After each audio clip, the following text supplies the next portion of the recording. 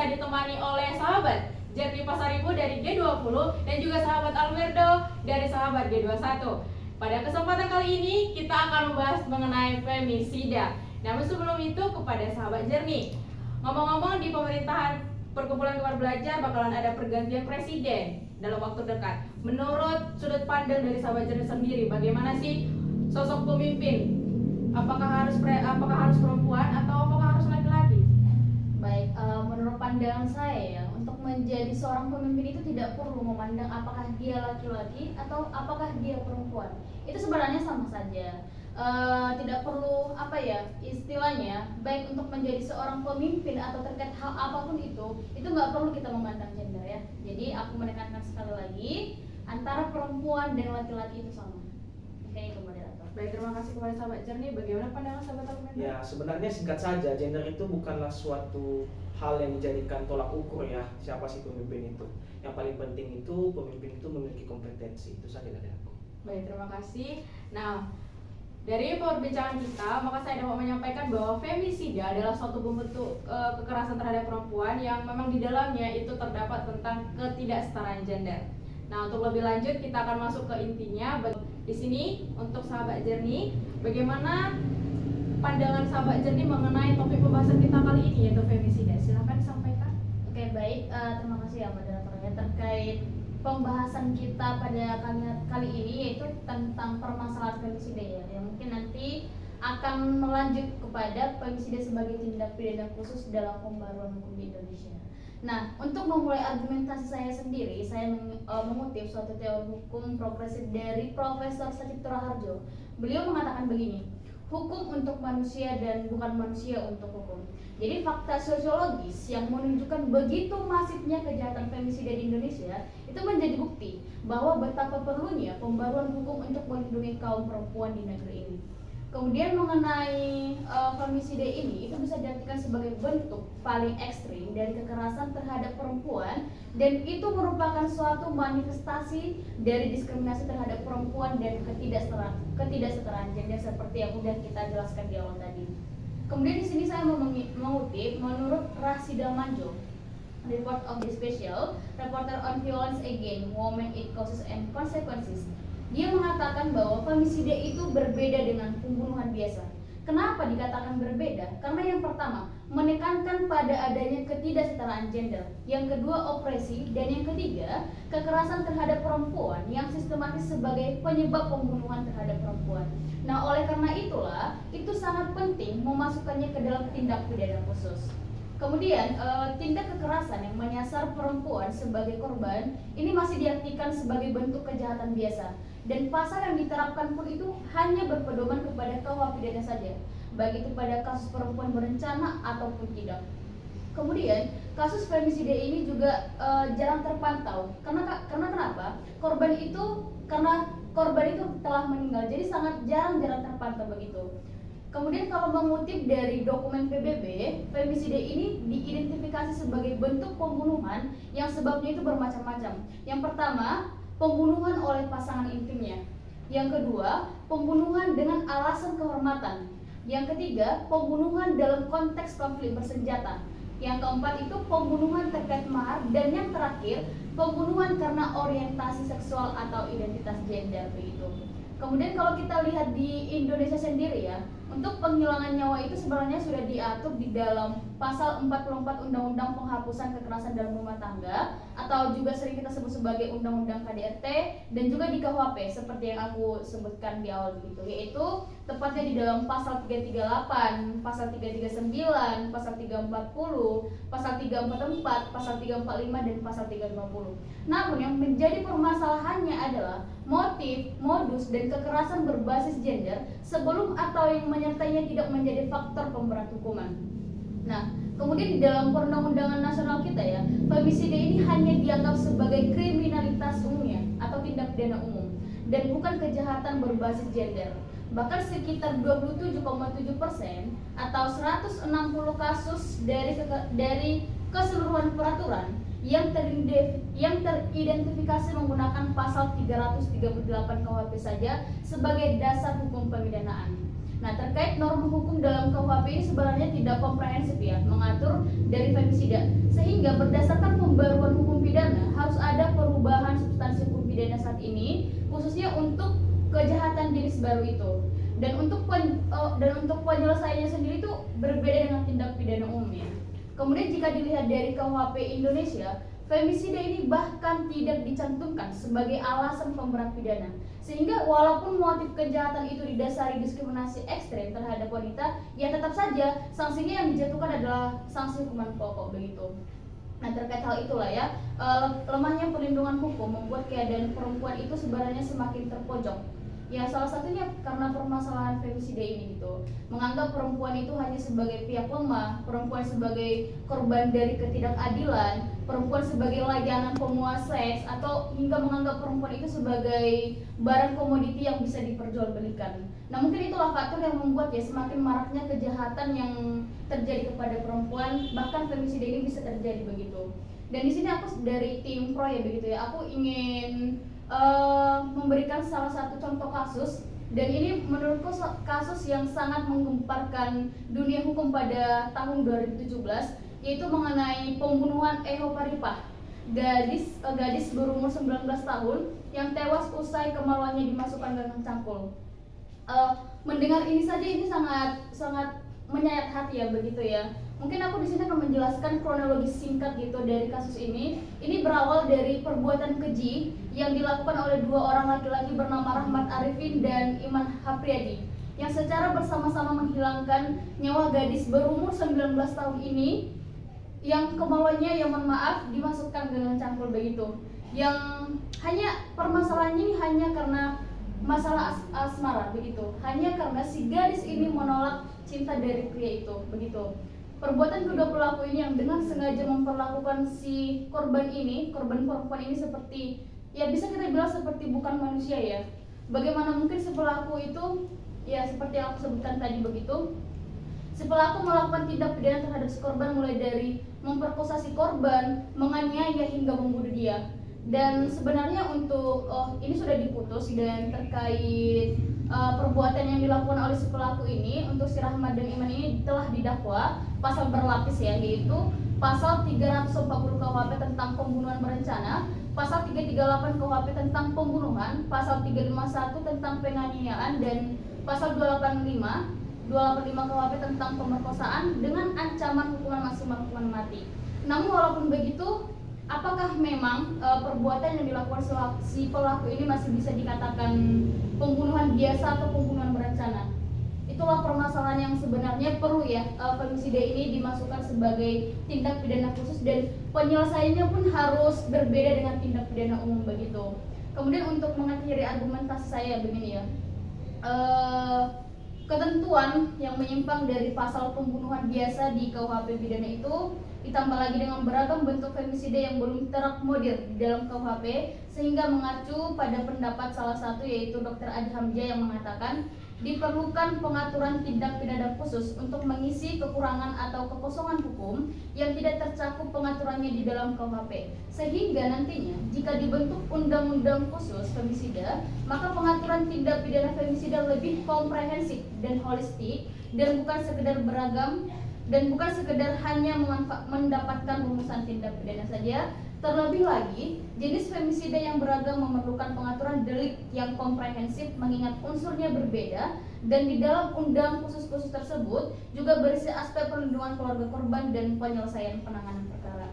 Jadi dari saya, femisida sebagai bentuk kejahatan berbasis gender yang dialami perempuan itu harus dimasukkan ke dalam tindak pidana khusus, karena kekhususan pola penyelesaian sengketa dan subjeknya di mana bercermin dari pengertian hukum pidana yang dikemukakan oleh Sudarto, yang berpendapat bahwa hukum pidana khusus diperuntukkan bagi orang-orang tertentu saja atau hukum yang mengatur delik-delik tertentu saja. Jadi femisida tidak dapat dikategorikan tindak pidana umum karena subjek terkait pada perempuan saja. Begitu moderator. Terima kasih. Baik, terima kasih kepada sahabat Jernih, penjelasannya yang sangat luar biasa ya. Jadi dari apa yang disampaikan oleh sahabat Jernih, dapat moderator simpulkan bahwa dari sahabat Jernih itu menekankan bahwa femisida ini harus adalah pengaturan khusus atau harus ada pengaturan yang beda dengan dari tindak pidana umum. Jadi femisida sebagai bentuk ketidaksetaraan gender terhadap perempuan atau kekerasan terhadap perempuan harus ditekankan bahwa harus ada peraturan khusus yang mengaturnya seperti itu.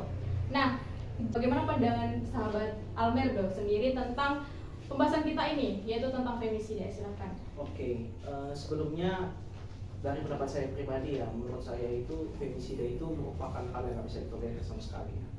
Kejahatan terhadap perempuan itu merupakan kejahatan yang ya namanya juga kejahatan, tidak ada istilahnya satu hal yang bisa mengecualikan dia sebagai suatu kebenaran.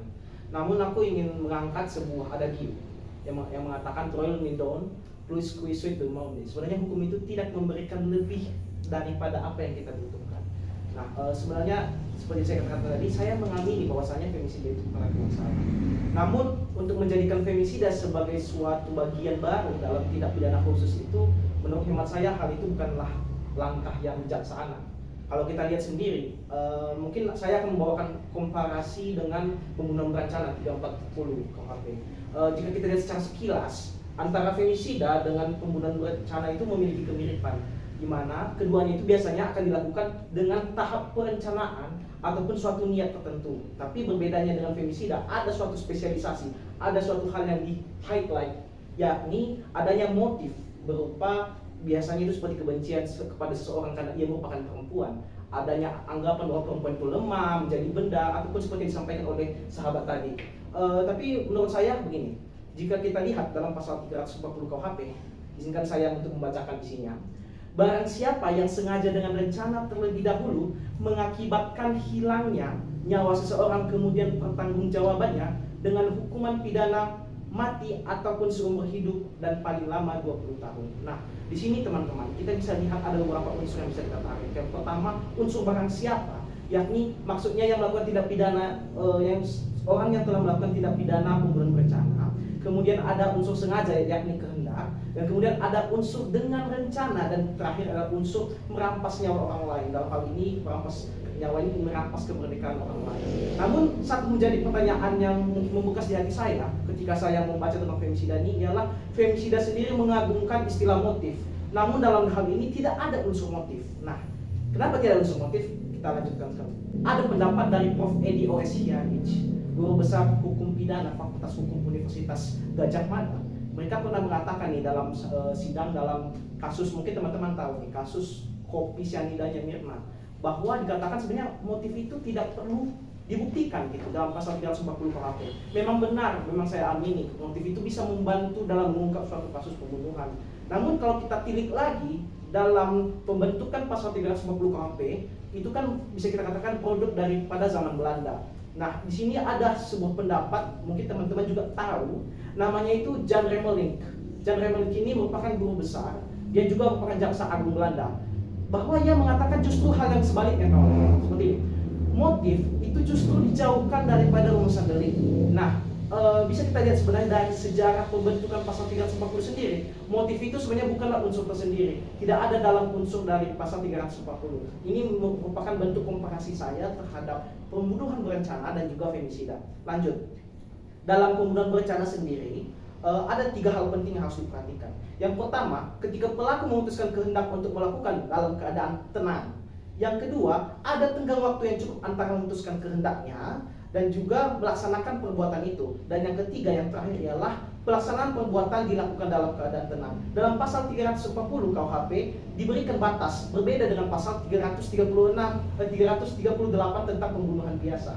Nah, pendapat saya ini bisa saya kaitkan dengan femisida. Kenapa? Karena adanya kesamaan unsur tadi.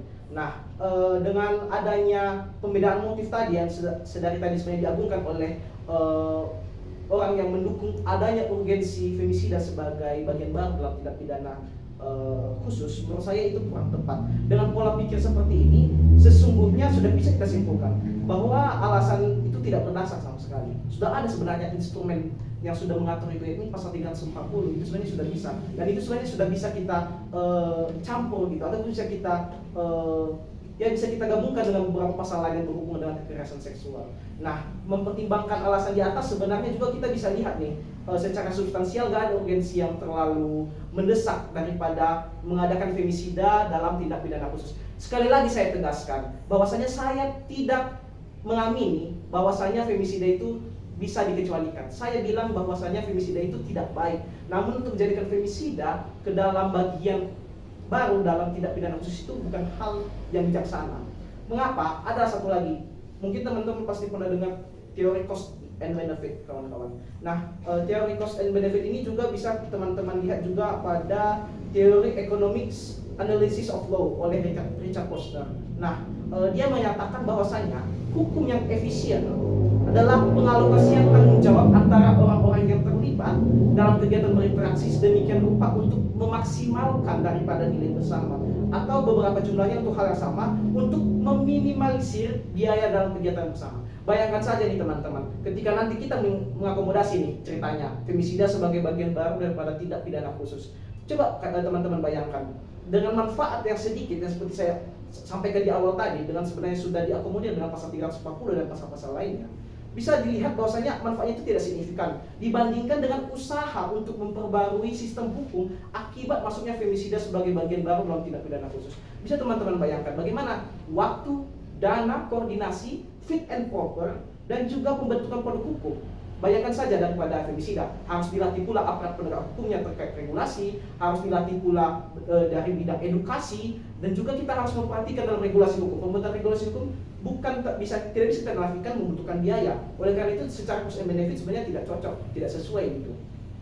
Kemudian ada perumpamaan yang berbunyi teman-teman, ketika ada kuku yang rusak, bukan lekas jarinya yang kita potong. Jika ada sistem yang rusak, bukan lekas sistemnya yang harus kita ganti. Perbaikan sistem yang lama merupakan suatu keniscayaan yang bisa kita lakukan. Nah, perbaikan ini bisa berupa seperti yang pertama, menjadikan motif yang mendasari femisida sebagai alasan yang memberatkan. Memang betul tadi yang disampaikan oleh sahabat Jernih, bahwasanya selama ini pemberlakuan alasan pemberat yakni femisida tidak secara maksimal dapat dilaksanakan. Namun ini bisa menjadi alasan. Kita bisa memperbaiki pemberlakuan daripada alasan pemberat ini, tidak harus menggantikan sistemnya. Itu bisa dilakukan seperti penguatan pendidikan dan edukasi bagi mahasiswa, siswa, anak, remaja, dewasa, penegak hukum, dan seluruh masyarakat. Ini sebenarnya menjadi upaya dan juga tanggung jawab kita bersama. Hukum itu merupakan sarana untuk menegakkan keadilan, menjaga stabilitas, dan juga menjamin hak dan kewajiban setiap orang. Femisida sebagai tindak pidana khusus dalam pembahasan hukum Indonesia bukanlah solusi yang baik. Penguatan sistem hukum yang baik serta holistik menurut saya sudah menjadi solusi yang paling baik. Lex nemini operator inicum, nemini faciat injuriam. Hukum tidak akan memberikan ketidakadilan kepada siapapun dan tidak melakukan kesalahan kepada siapapun. Baik, terima kasih kepada sahabat Almerdo. Terima kasih atas penjelasannya sangat luar biasa. Dari apa yang telah disampaikan oleh sahabat Almerdo tadi, dapat saya simpulkan bahwa mengenai pengaturan tentang femisida ini untuk memasukkannya ke dalam pengaturan tindak pidana khusus dalam sistem hukum di Indonesia bukanlah merupakan langkah yang bijaksana, dan juga pembentukan pengaturan itu bukanlah sesuatu hal yang mendesak seperti itu.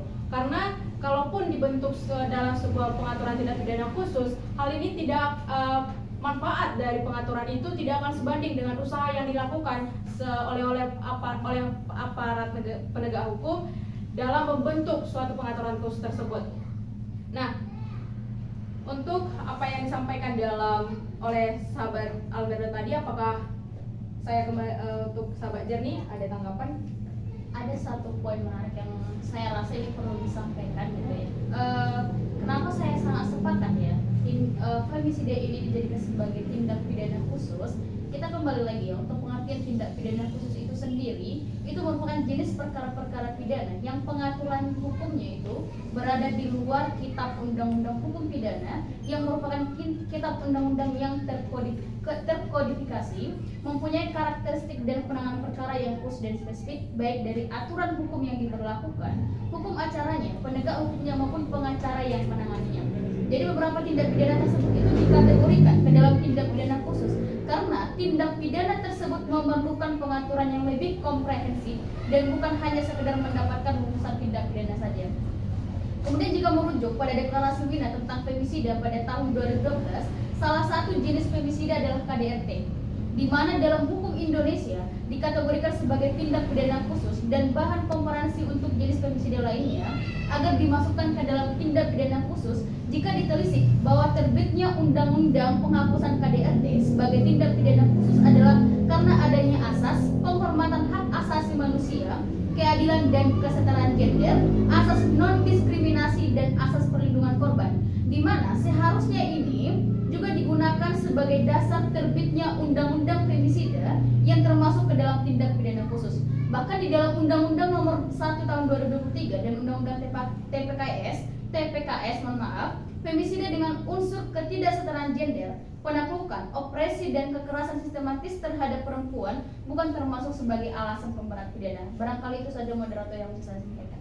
Baiklah, setelah mendengarkan dari topik perbincangan kita hari ini ada dari tim pro dan juga kontra, maka saya sebagai moderator dapat menyimpulkan beberapa poin-poin sebagai berikut. Yang pertama dari tim pro sendiri mengatakan bahwa femisida adalah sebuah bentuk kejahatan berbasis gender yang dialami perempuan yang harus dia masukkan ke dalam tindak pidana khusus. Karena kekhususan pola penyelesaian sengketa dalam subjeknya di mana bercermin dari pengertian hukum pidana khusus yang dikemukakan oleh Sudarto, dikutip dari Ruslan Renggong, berpendapat bahwa hukum pidana khusus diperuntukkan bagi orang-orang tertentu saja atau hukum yang mengatur delik-delik tertentu saja, sehingga femisida tidak dapat dikategorikan tindak pidana umum karena subjek terkait pada perempuan saja.